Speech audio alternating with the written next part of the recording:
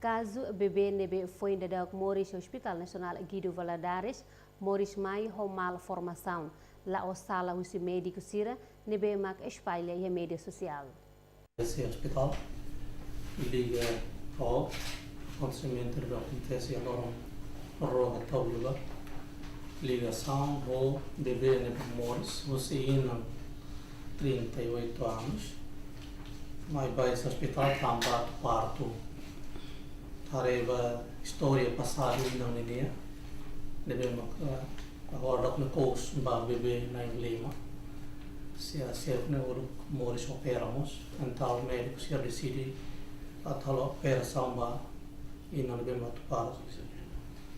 Portanto, a operação mais depois de operar e não salva ela, salva a operação não vai bem. Bebê Moris mais com malformação, malformação congenital, significa saída, significa formação organogenética, forma do órgão certo ensinado, Liliu ia ensinar o primeiro trimestre, foi todo o primeiro ensinar mas forma lá completa. Se lá completo, ia nem tem cabo, esse cabo, lá forma.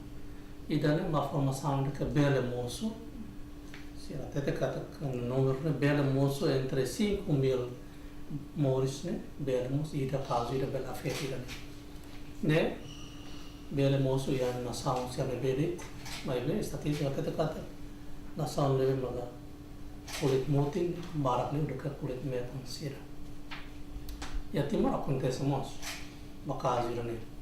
Portanto, malformação irane Tamas era bel moço.